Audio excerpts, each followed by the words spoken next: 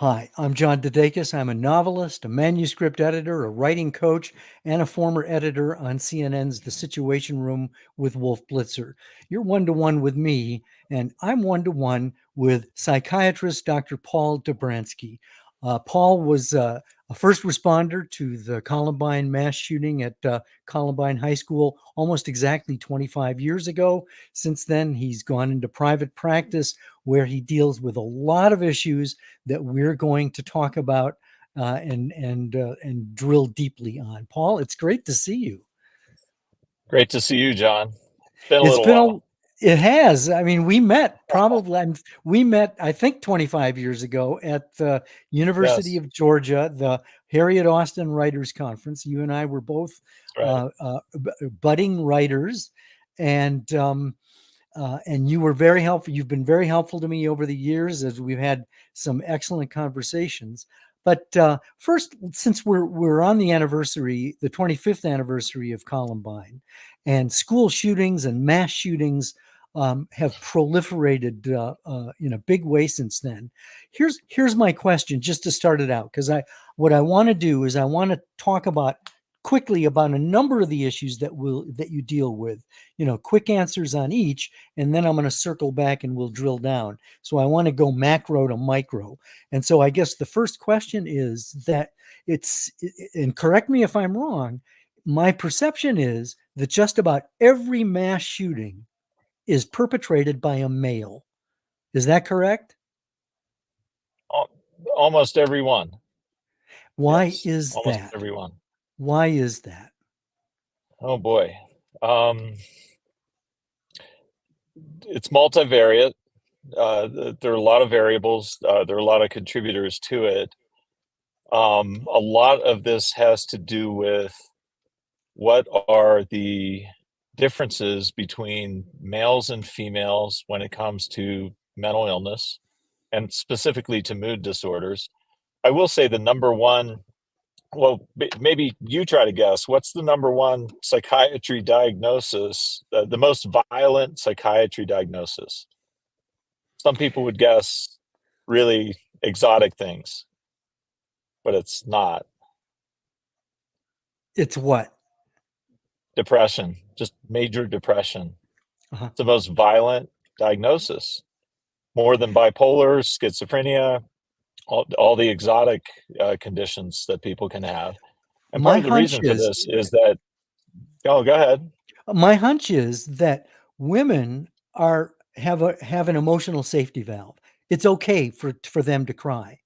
Guys, for some reason, that's showing weakness, and consequently, what ends up happening is that whatever the frustrations are, they fester, and it's corrosive. So Yes. the tears become bullets. Yeah, there's quite a bit to unpack. I think for on one count, we're in agreement. I agree with you, what you just said about males and their psychological nature. But I'm going to run probably counter to what you've been taught, what you've learned, and this is solid science at this point. You may also want to consult some of my colleagues in London, University College London, and the British Psychological Society. Dr. John Barry and Martin Seeger discovered proof positive that males and females, biologic males and females, have instincts unique to them. So Okay. it's nothing about this is learned, Mhm. or it's a minor portion. The notion of uh, learned violence, video games, things like this. There are masculine instincts and feminine instincts in biological males and females. And the core reason that almost 100% of these, mass shootings occur by biological males is in part, because of their masculine instincts. There used to be an old saying way back 30 years ago when we talked about the two biological sexes, and the saying was, women cry, men die. Hmm. Women cry, men die. That's speaking to the differences in the instincts. there, and I'll tie this together. There was another saying, women are about people, men are about things. Women are about people, men are about things. That's speaking to a feminine instinct to share emotion for the purpose of healing, for trauma to, as soon as possible, get out, to be processed in women. Cognitive behavioral therapy, it works in women. Sharing of emotion, it absolutely works in women, in biological females. In males, it's very different. And it's strange and sad that it takes until the past 3 to 4 to 5 years for the researchers, the small trickle of researchers, mainly in England and some in Sweden, and in Canada, to be starting to research that males have a different psychological, not just psychological, but psychobiological tendencies that are caused by these instincts.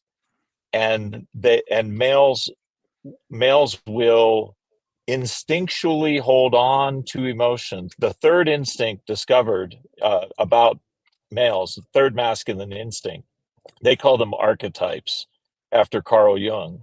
John Barry and Martin Seeger call them archetypes, but they're instincts.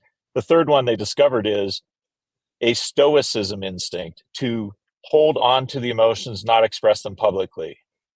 And this is where Jungian psychology joins evolutionary psychology, in that it would make perfect sense to the evolutionary psychologists that males on the hunt or at war in primitive tribes, were they to share their hurtful emotions and cry as they march into battle or go on the hunt, would be ostracized by the other warriors or hunters. And not only that, would impair the mission to obtain food or to win a war against warring tribes. So of course it evolved in males, biological males, generally we got to remember there's a bell curve of everything and everyone. And if we don't have bell curves of things, then we don't have averages of things. And if we don't have averages of things, then we can't make any psychological rules or laws. And there might not as well be any field of psychology if we can't make rules and laws. But males have this third discovered instinct to be stoic, to hold on to emotion, to not express it publicly. It doesn't mean they don't have them. They absolutely have them, the same panoply, the same spectrum of emotions that females have, males have as well, all of the same emotions. It's just that they hold on to them and keep them in instinctually, not because they're bad, because they're wrong, because they're egotistical. That's all ridiculous. It's instinctual for the preservation of the species. Therefore, they hold on to their traumas for years and years and years. And what happens? It builds up and builds up the depression, the sadness, and therefore the anger. And anger demands a physical response eventually if it's significant enough. Okay, so All I want to drill down.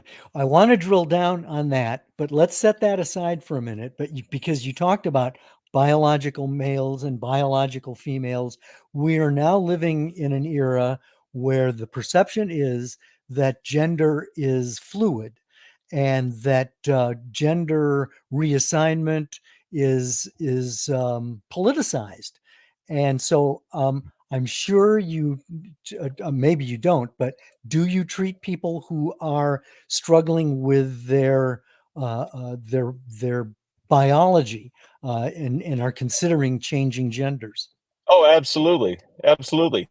Not as a dominant aspect of my practice. My practice is in public health, so it's quite a variety, and it's the typical statistical breakdown that is across the entire United States, is what is seen in my practice. So it's a small portion, but it's certainly a portion Let me of ask you what I this see. then. Do you, in the few cases that do come to you, how do you, in a sense, deal with someone who feels that they're trapped in the wrong gender's body? Well, two And I things. know I For know it's a one, complex answer. It's a complex answer, but just yeah. superficially, because Well, we'll go back. I'm not a specialist in. Well, I'm not a psychotherapist per se. I know Mhm, all the models of psychotherapy. I'm a prescriber of medicine for the most part. I'm a mhm. psychiatrist, and Right. these days, many, if not most, psychiatrists are prescribers, and that's what they focus on. And so that's what I focus on. But I do have an interest, and that's in my practice. But I do have an academic interest in all the schools of psychology as well. I don't deliver psychotherapy at least not as the majority portion of what I offer as services. I try to pepper in the right kinds of psychotherapy in the right situations, but my main uh, focus is on prescribing in my practice. I Okay. have an interest in psychotherapy, though. I don't, therefore, I'm not a specialist in gender transition. I'm not a specialist in, and I don't deliver psychotherapy as a service. That's for the specialists in that area. Um, Oh, However, remember, all humans are on a bell curve. And so there is a bell curve of people, and those who are, seeking to transition are indeed a small portion of the overall bell curve of the United States population. why does it seem to be getting so much attention? Is it for some people a fad, or they're just, not sure, and maybe this is what it is? I mean, I would think that psychotherapy and would be very important for helping a person discern what they should do. Oh, for sure. And one should speak only to what's in their wheelhouse. And this isn't at all in my wheelhouse. It's not my Right. training. It's not a specialty. It's a subspecialty of great expertise Okay. left to those who are experts in that field. Okay, well then, one of the things Yeah. that, at least in the resume that I saw of yours, is that you are able to speak about politics in terms of, political personalities. And I'm thinking of one political personality in particular who, at least in my opinion, is a perfect example of toxic narcissism. I won't name names, but I'm Oh, interested in your just see the new film Civil War 2024. Just see the I new have film Civil War. I haven't seen it yet, but it By purposely Alex stays away. Garland. It purposely stays away from what I've read. It purposely stays away from the politics of it.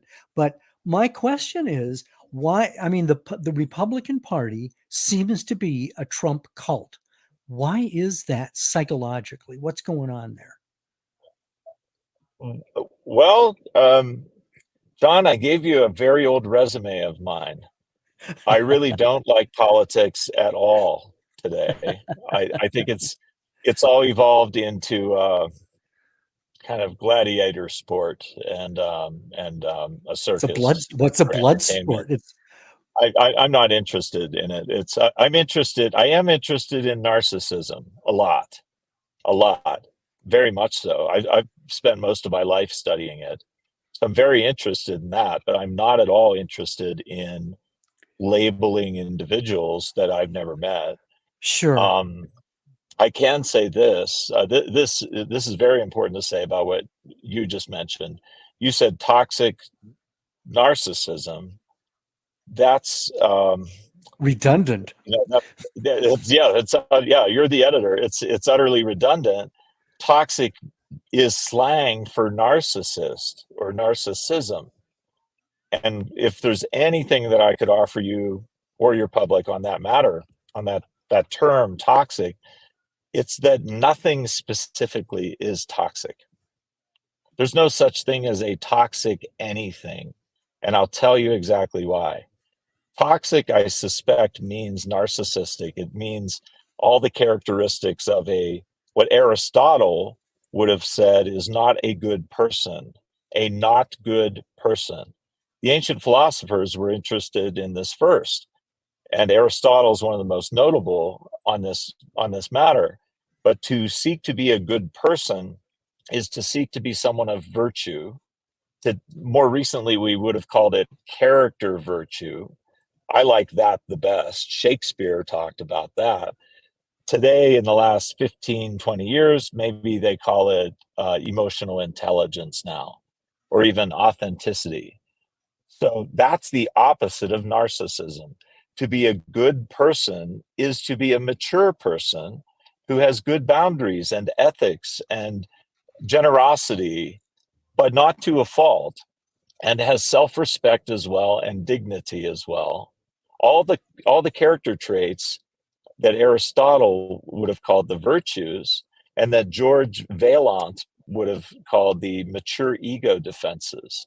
So tolerance, forgiveness, even humor is a high trait of maturity. Having humor and wit, um, being humanitarian, being open-minded, being patient, even patience. The trait of patience, how absent is that from society? So these are all the opposite of narcissism. So what is narcissism? In essence, it is childishness. It's immaturity of character. It's low character.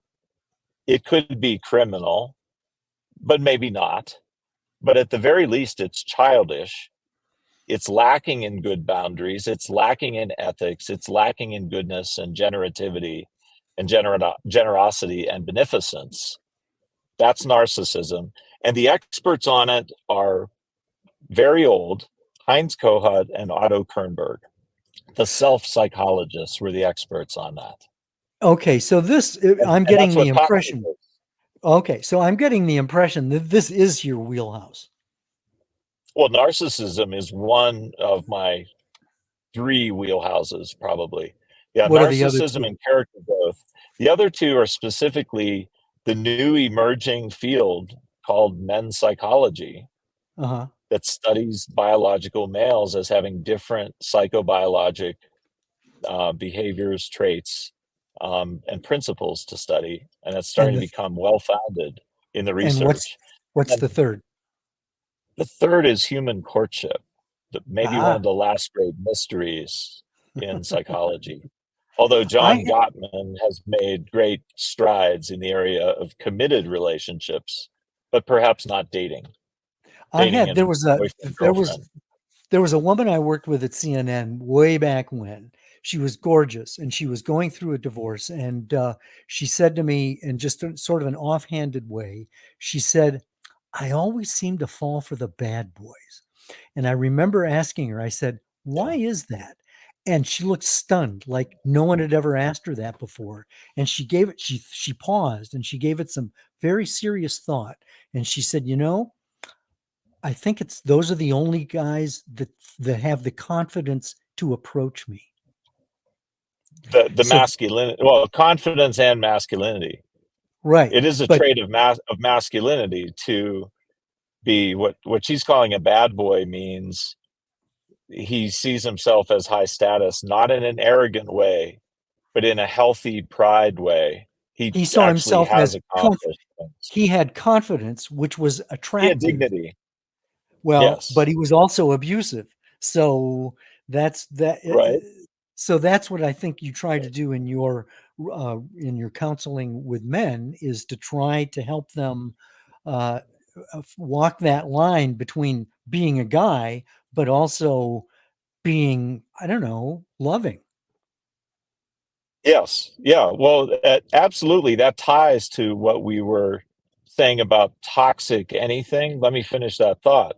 There's no Sure. such thing as a toxic anything, because what people are doing when they attach the label toxic to any immutable human trait, being male, being female, being an Irishman, being a Greek, whatever you are Hey, watch that it you were about those born traits. as.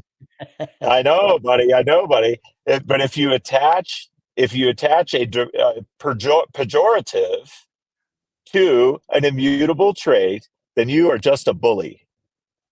You're a bully on a schoolyard playground, being a bully. You're But on the attaching a okay, but pejorative don't. to an immutable trait. Understood, and you said that very Yeah. well, but just about every woman I know has been on the receiving end of toxicity. And so it's Yes, of understandable. toxicity, but not toxic masculinity. Well, they just There's no happen to such be men. thing They just as happen to be toxic men. masculinity. Right. They happen to be men. They could be dogs. They could be cats. They could be dolphins. But Mhm. if they're toxic, it doesn't matter what else they are. It means they're being a bad person. They're Right. being unethical, poor boundaried. They're selfish. They're being thoughtless. There's nothing about those traits that codes to being masculine Because you can have specifically. toxic femininity too, I suppose. Yeah, absolutely. In fact, a different way of saying that is, well, the self psychologists say this too. Heinz Kohut and Otto Kernberg, the originators of these ideas, along with Freud, um, said that we're all narcissistic, every single one of us, and we are born very narcissistic. If you look at the behavior of a child, it's Sure. very selfish and Sure. necessarily so. It needs to be Right. so. And they Right. need adults to help them, and they need adults to teach them boundaries and teach them ethics and teach them proper manners and behavior so that they can grow character. So we are all born very narcissistic, and we all Okay. have some of it. The question is, how much do we have? And how Right. aware of it are we Okay. to check Let's it? let's let's stop there and put that aside, because you did mention that one of your specialties is human relationships, courtship, romance, things like that. The New York Times has been doing some stories on polyamory, and I think that there's a bestseller out now, a memoir. There have been a couple of other stories about it. Talk about Yes. that. Is that how do you see that as healthy? It seems to me exhausting.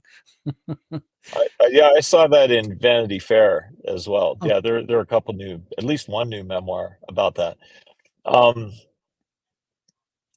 I'm not personally judgmental, and nobody in our field is trained to be. We're trained to be tolerant. We're trained to be the opposite of that. However, although this is a new yet old sociologic phenomenon, it is old as well, but it's newly, reared its head. Um, my gut take on it is that it can't possibly be healthy, why and not? yet at Why this, not? well, it's hitting the hornet's nest of jealousy. And unless you're a Buddhist monk on a mountaintop, in which case you probably wouldn't participate in such antics anyway, you don't have the solidness of character to withstand the brutal potential jealousy and utterly complex boundary agreements and arrangements that would be necessary for this. Now, in the end, if somebody is happy and functional, the capacity to work and the capacity to love are what Freud said are boiled down to what is mental health. Mental health is the capacity to work and the capacity to love. And if somebody can do that while living whatever lifestyle they live, then then great, then they're psychologically healthy. That individual is. Mhm. But remember bell curves. We're all on a bell curve. No one individual is the exemplar of all humanity. And so, otherwise, we shouldn't even have psychology, not even have the science, if there aren't bell curves with Mhm. statistics on them, where we all fit somewhere, but none of us are precisely on the mean. So I'm speaking to the mean of humans. We get challenged by jealousy, the green-eyed monster, very easily and quickly, and ever more so today. And it goes back to Shakespeare, it goes back to the ancient Greeks that this is a bane of our existence. It's never going to go away. Othello, the concept of jealousy will never go away for humans as a challenge. So if you're such an exceptional human that you have mastered jealousy and numerous other negative feelings and boundary situations that can go along with, you know, alternative lifestyles of that sort, then God bless you and good luck. If you're happy, if you can stay happy, that's a question. Can you stay happy? Mhm. It might Because be a it thrilling requires experience it. Yeah, it for a requires a time.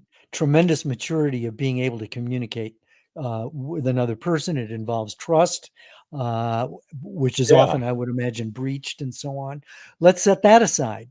And Well, there are before we some of. set it aside, again, Okay, go ahead. underline, if an individual or group of individuals is happy and functional and like what they do, then fantastic, that they are mentally healthy.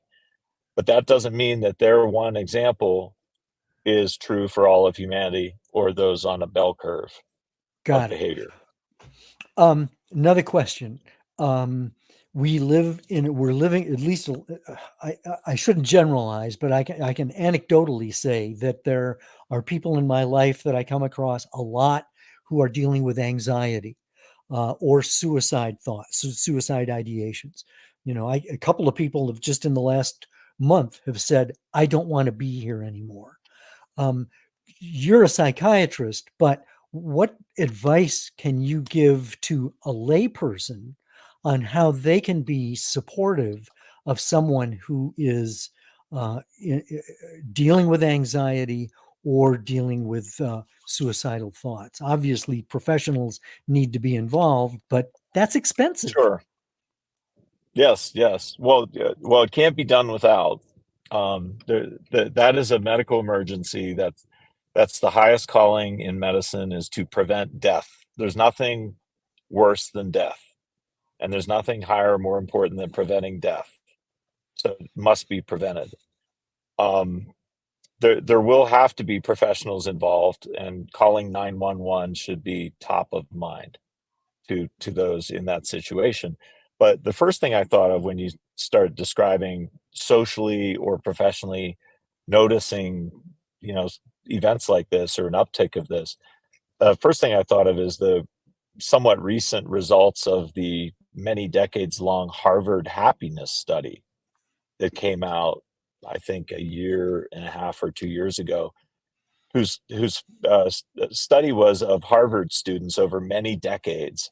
What happened to their lives? What were the features that created happiness for them in their lives? What were the important principles involved? And what they found, the most notable result, the most powerful thing that humans can do outside of psychotherapy and medication for mood, is number of friendships, number and quality of friendships. Total number of friends, quality friends, blows everything else away in terms of its power for the prevention of unhappiness. And I would then assume of loneliness, sadness, despondency, and despair And that precedes suicide. does that in any way depend on whether a person is an introvert or an extrovert? Is an introvert more likely to be depressed? Oh goodness, I don't think I've ever been asked that question. Well, good. They, I am not one. Okay. They would Neither am I. they would probably tell us, no, we have friendship in our own way, which is a softer, quieter, slower, more patient, growing group of friends. Is probably what I would imagine them saying. That no, they The have friendships in their own way. Yeah, the introverts I know, it's not the quantity of friendships, it's the quality, it's the depth, as opposed to an Yeah, extrovert who can draw a lot of energy from many from interactions. numerous. Yeah, yeah, Right. Okay, but the yeah. principle of friendship is still there. Yeah, but Okay. total number of friends is what matters. Yeah. The most outside of psychotherapy, which one should pursue if they're dangerous, suicidal, or depressed, and possibly medicines, but not always. Medicines don't always. They aren't the cure for everything. Right. And They're only in the right place. what about the whole medical system? The insurance industry. I mean, we've had Obamacare for a while, which I would argue at least improved access for a lot of low income people. But are you able to talk? You mentioned public policy. Are you able to talk about public policy when it comes to healthcare, especially mental health care?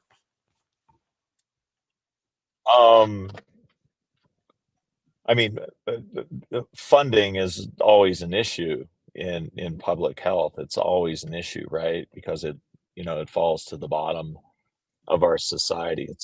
It's part of the generosity, of our fellow citizens.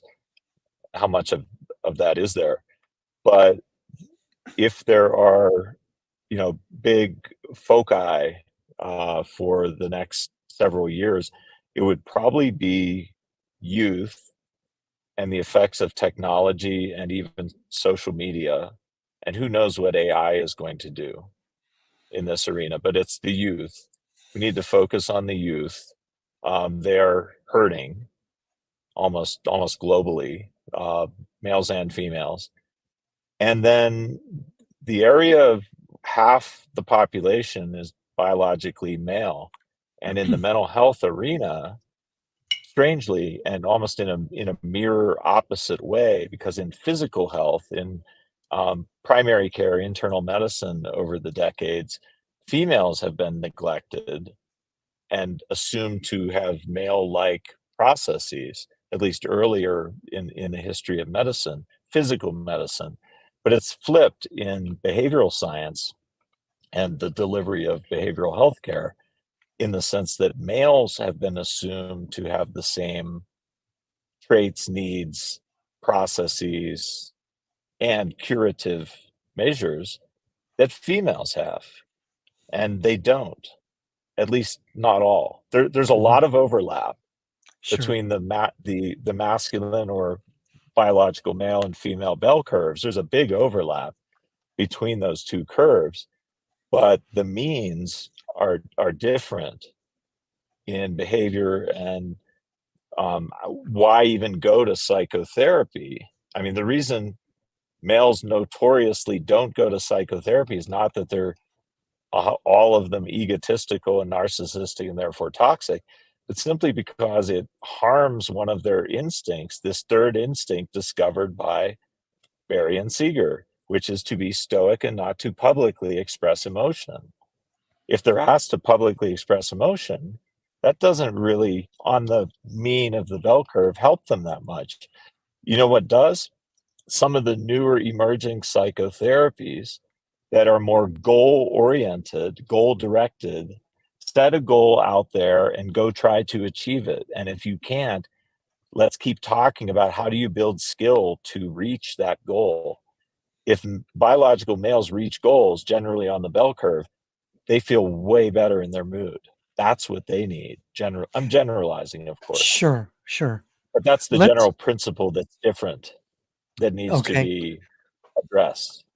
So let's set that aside. I want to talk about you, and I don't even know. I've known you a long time, but I don't think I know this answer. And that is, how did you become a psychiatrist? Was that something you always wanted to do? Is it something that in medical school was the specialty that really, turned you on? I mean, how did you end up going in this direction? Um, I would say in high school, I was interested in everything. I was interested probably more in science than in literature and the social sciences or history, but I was interested in learning everything. And I thought of medicine as a way to try to bring to bear, multiple sciences, and possibly literature and the arts. And at some point, I wanted to become a surgeon, and I was in training for that, but I abandoned it because it just lacked something for me that was richer and more of a storytelling nature. So underneath it all, I think I always wanted to be a writer, a book author, and finally became one eventually. And psychiatry ended up being the closest thing to that. Although there was one professor that did really inspire me and kind of egg me into psychiatry, because it was so interesting the way he described himself. He's now deceased, and missed by many in Pittsburgh. His name was Horatio Fabriga, and he called himself an anthropologic psychiatrist. And I said, "What is that? I've never heard of an anthropologic psychiatrist." And he said, "Sure, Paul, I study cultures and the effects of psychiatry, medicine, psychology on those cultures, and in reverse, including their storytelling, their myths. And most specifically, I've studied monsters and vampires." And I was like, "You've studied monsters and vampires as a psychiatrist? You're a psychiatrist vampire hunter?" And he goes, "Well, in a way, yes.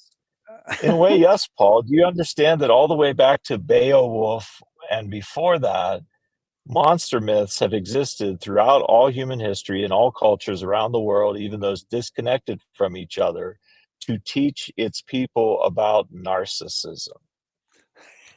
Monster myths are for teaching a citizenry about narcissism. The vampire is the narcissist, sucks the blood, which is takes your self-esteem, your time, your money, your Wow. energy, robs you of dignity, and you have all these defenses against it. You have the light of day, dawn comes up, the sun comes up, and the vampire burns, not to death, but I guess after death. And that is the light of day is truth. Truth Right. defeats narcissism. Narcissists kind of believe their own delusions about themselves. Or looking in a mirror and they see nothing. There's nothing to see. There's Whoa. not a real person in deep narcissism. It's a copycat of other people's personalities, not a real identity. That's a vampire. So he said werewolves and vampires and zombies have existed throughout all human history to teach about narcissism. It's how our minds work. It's how we learn psychology is through stories. Okay, this is probably a perfect time to bring in the book How We Fall in Love. So can you talk about this a little bit? Sure. This is, probably outside the domains of focusing heavily on narcissism, or it does focus on personal growth, and it's not for males. It's actually written for females in finding love, and it is a way of dividing human courtship into 3 phases and 9 total steps. And these are very large steps. They encompass a lot. But the 3 phases of human courtship, I'm convinced, are in line with the model that has been called the triune brain model, which is an evolutionary psychology model that sees the mind as divided into 3 functions: the unconscious instincts, which is where I believe masculinity and femininity reside, and sexual attraction occurs, the first phase, followed by the mammalian brain, which is the limbic system, the emotional processing of the brain, where love, not lust or desire, but love, friendship, value, and self esteem exist.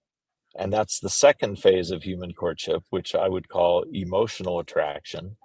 And then finally, if we evolve as a couple to the point of actually committing to each other officially, or if you believe in that old tradition called marriage, where you actually make vows, and vows mean you vow something, you promise no matter what to do certain things for another person. You are now partners. So there's partnership or commitment as the uniquely human. Well, maybe not uniquely human, because there are certain bird species and prairie voles that are monogamous, and other species that are monogamous. But notably among the primates, humans have tended to be varying throughout the sociologic whims and ups and downs throughout history, either more toward polygamous or more toward monogamous. They've Mhm, varied back and forth with mhm, sociology. But I actually think our brains are evolved to have as a highest calling long-term monogamy, monogamy for life, if you're lucky enough to find it and to know what to do with it, and importantly, how to keep it. That's the third phase of human courtship, partnership, the mhm. hardest phase. Sexual attraction is the easiest, and Mm, because it's unconscious, it's sure. automatic. Right. Commitment So is hard. now, again, this is, I will, you know me, I ask questions and sometimes I go deep and personal and I don't want to make you uncomfortable or put you on the spot.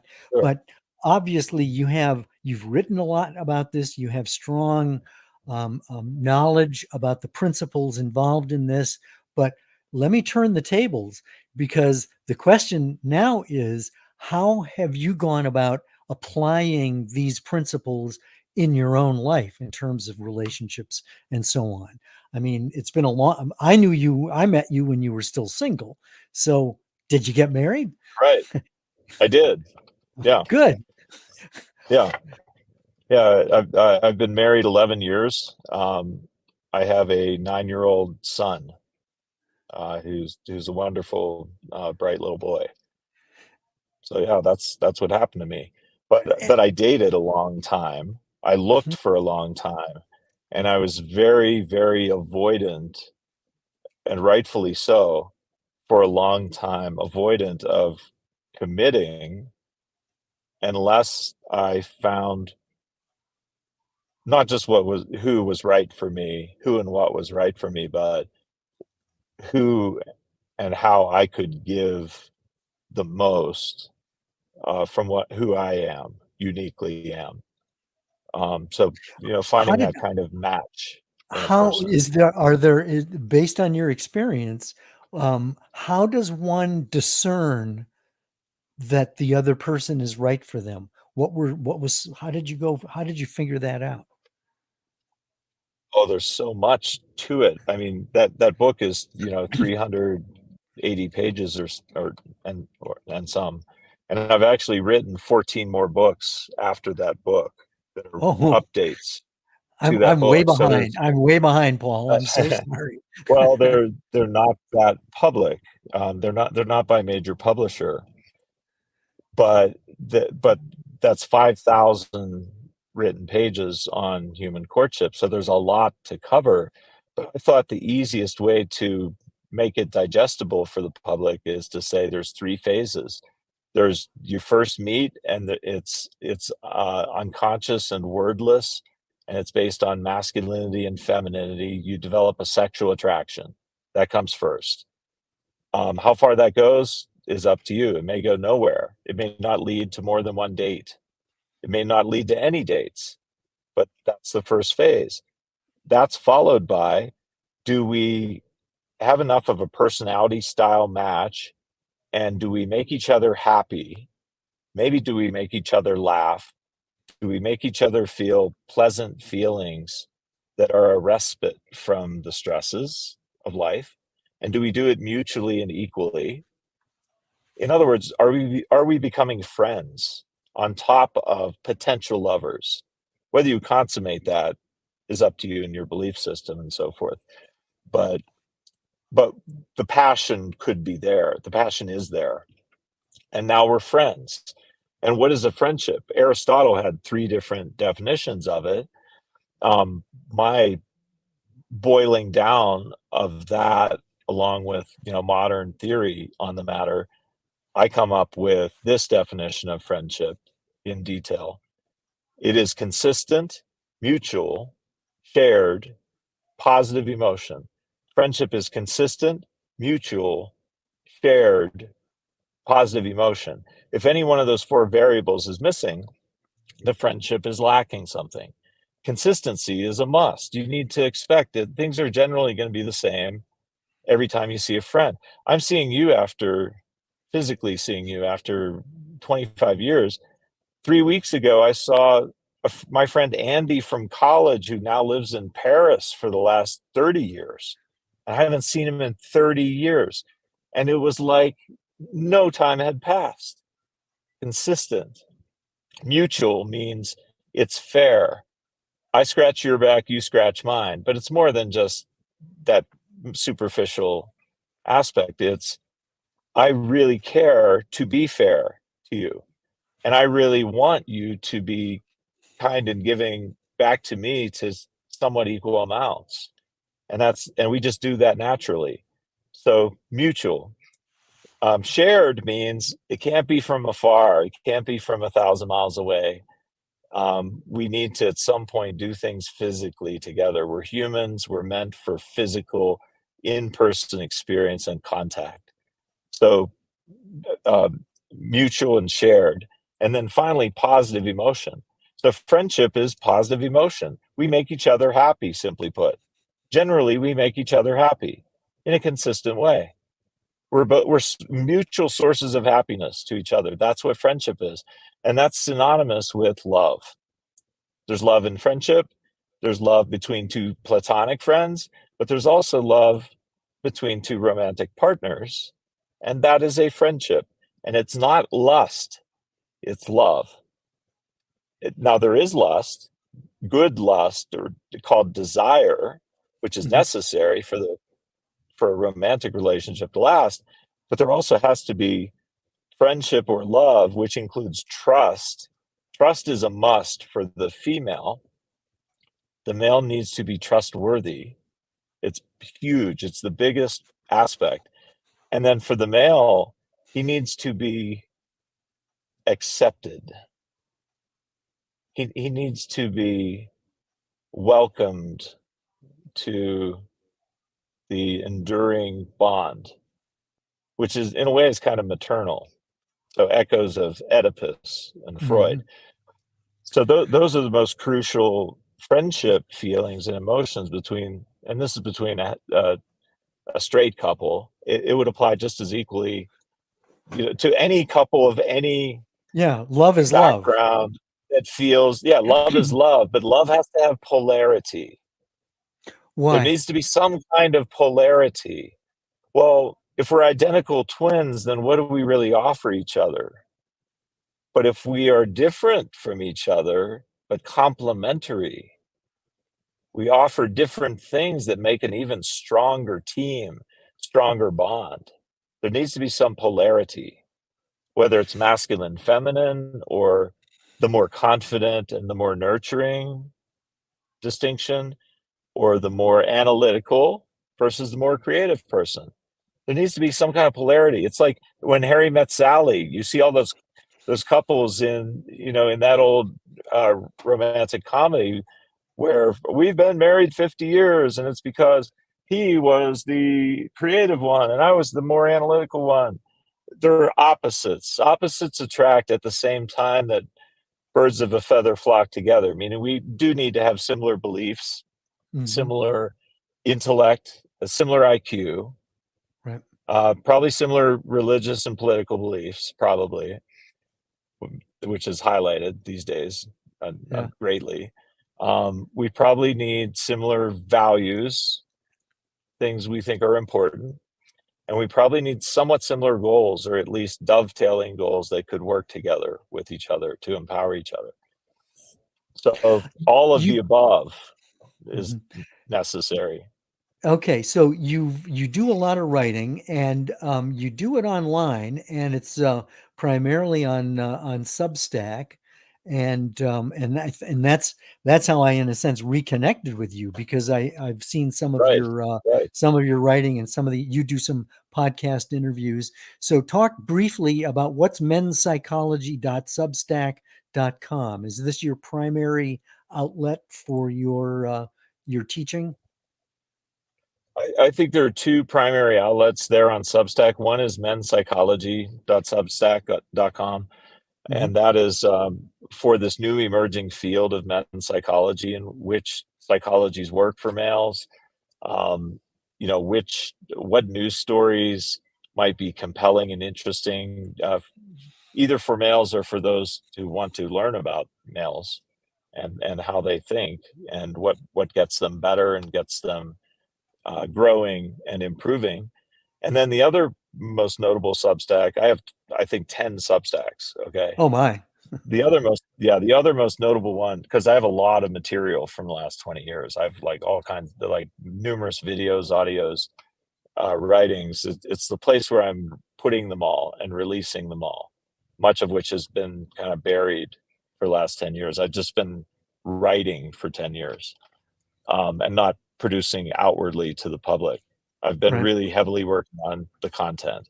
It needed to be done. It needed to be correlated with the research that's emerging. But the second Substack would be romantipedia.substack.com. And that dovetails with the website called romantipedia.com. Romantipedia.com is my biggest project of the past, of my life, probably. It is all of this theory of human courtship placed in a reference guide, 5,000 page reference guide online that is everything about romance and is fed by data that is emerging in the science research on human courtship, but joined to some of the events in the plays of Shakespeare and all the Greek myths and all the gods and goddesses of the ancient Greeks, and tying it all together, tying the story aspects together with the emerging science to explain what is love for humans and how exactly does it work psychologically from first meeting gaze and eye contact all the way into a rich marriage or the end of a marriage. How does that differ? How does that differ, or does it, from courses.romanticdynamics.com, which is another Substack thing that you would the courses .romanticdynamics.com, I call my model romantic dynamics in a nod to Freud's psychodynamics, because it is about romance and it's the dynamics of it. That courses section is what people on the Substack get in addition to romantipedia.com as a set of courses about love. Romantipedia is like a wiki. It's a Wikipedia reference of everything to do with love, but in a very organized way and with a virtual advisor. Not quite an AI advisor, but a virtual advisor, which guides you by questioning you to lead you to just the right article that answers your problem. How do you feel about online dating? Courses is different. Well, online dating has changed very little in 25 plus years. I remember meeting, I'm not going to say the exact brand, I remember meeting VPs from, one of the early major dating sites, and they told me, we don't want a technology that gets people together forever because we'll lose them as customers. We just want to warehouse them in a box and have them talk to each other and just try to figure it out on their own. We're not going to help them figure it out, is what I was told 25 years ago. And I'm not sure it's changed that much. I've heard some good things about Bumble, specifically that the female has to elect for the male to have access to communicate. I think that's probably really good. So females selecting males, I think, is a good thing in that particular platform.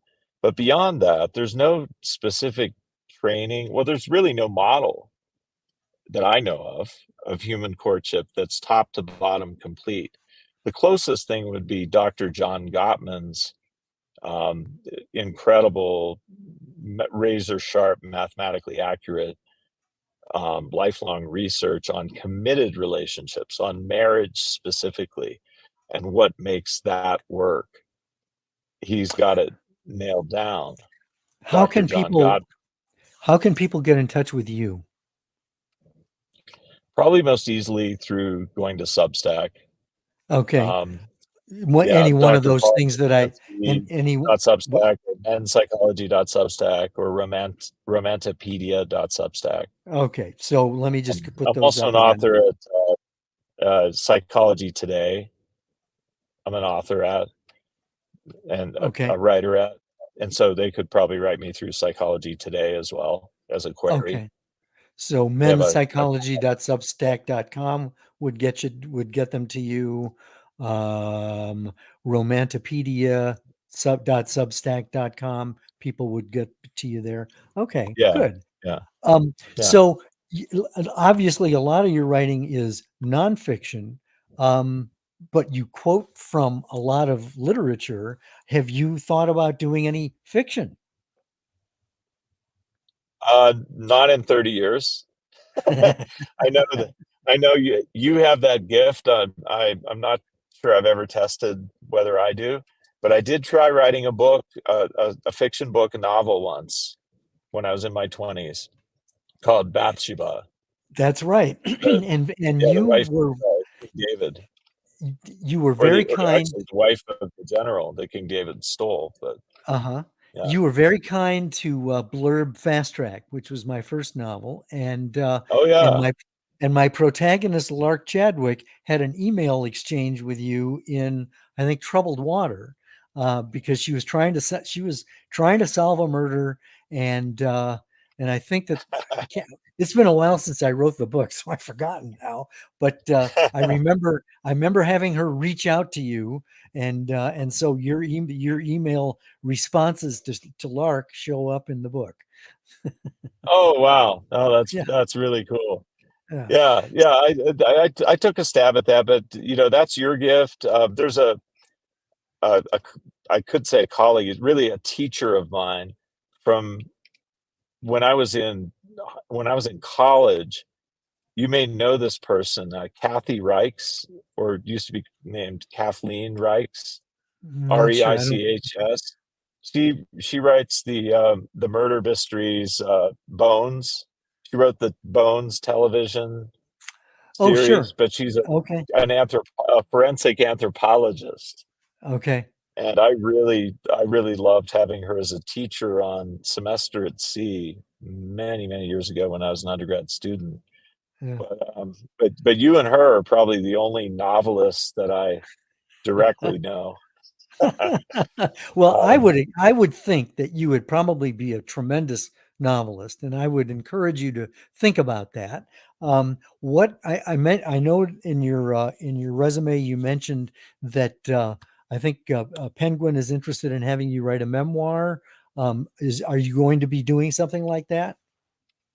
uh, Under the auspices of one of the founders of Substack, under their auspices, yeah, I Okay. would write for my official publisher remains Penguin Random House.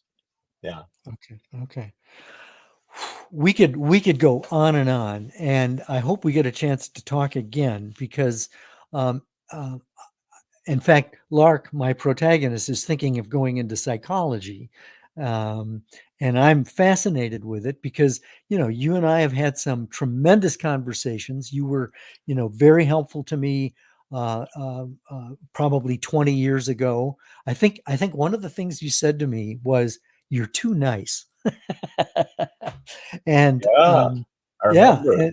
and I mean, and you weren't encouraging me to be mean, but I think that the I've never really talked to you about it since, and this was just a friendship. It wasn't an official professional Yeah, relationship, but the principle was that you need to know what you feel, what you think, and need to be able to say it, and as opposed to apologize and be deferential all the time. You talked about right. boundaries. I remember there was a book you wrote about the tortoise and the hare, and there were some very positive, practical psychological terms in there. I think that's where I realized the concept of porous boundaries, and things like Yes, that yes. in relationships. um, and so, you were very helpful to me 20 years ago in helping me, in a sense, recalibrate and move forward. And you probably don't know that, but thank you. I uh, did not, but that's wonderful. That actually dovetails with what you're talking about, a female that you know that said, "Why do I go after the bad boys?" It's related, and it's even related to this myth of toxic masculinity in a sense too. It's that if there are these three areas of the brain, the reptilian brain, the mammalian brain, and the higher brain, and if the reptilian brain is our instincts, that's where masculinity resides. The other parts of the brain are for virtue. The reptilian brain isn't for virtue, it's for surviving, it's for waging war and kicking somebody else's butt if there can only be one winner. It's for that. And they're two separate parts of the mind. So while there's no such thing as toxic masculinity, a complete marriage, a complete man would have both virtue in the higher brain and mammalian brain, would be a good man, which you are, but Oh, would bless also you. have masculinity, would also have masculine expression, which can be very different from average general feminine expression. It can be very pointed and, as you said, confident, but really not taking anything from others, saying, Hmm. look, this is how I see things, being very, it's direct. Right. It's stoic yet direct, Yeah. right? That's Right. masculine. That's necessary too for the woman to stay attracted. You could be the most wonderful, ethical man in the world, but if you're not sexually attractive, it's because you're not displaying the masculinity. Well, and one thing that I remember from our conversations is that um, a lot of times guys strike out with women because they're needy. It's the gorgeous woman hears all the time how gorgeous she is, and it's boring. Instead she wants to play and banter, but someone who is not self-confident will, in a sense, put her on a pedestal and behave in a needy kind of way. Am I onto something? Is that your experience too, in terms of what you've Well, observed? I mean, that's one common facet of a problem that many males will have.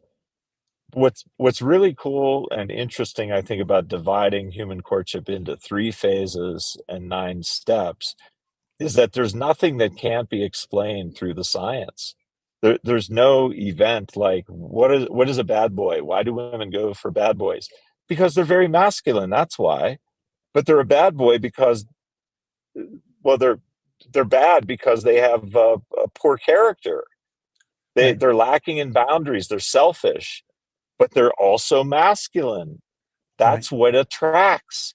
That's what Right. sexually attracts, is the masculine, not just the character, although there is an aspect to character that is attractive too, Right. sexually.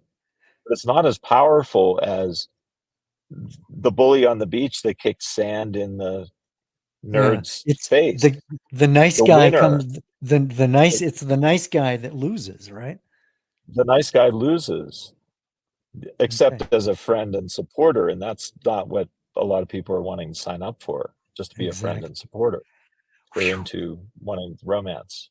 So I don't want to dominate your time. I know you're a busy guy. Is there anything we didn't cover? Well, there's probably a gazillion things we didn't cover, but is there anything you want to leave people with? Oh goodness. There's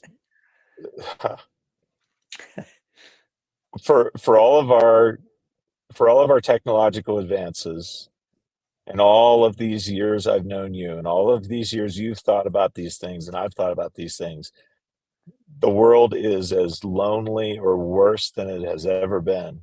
Hmm.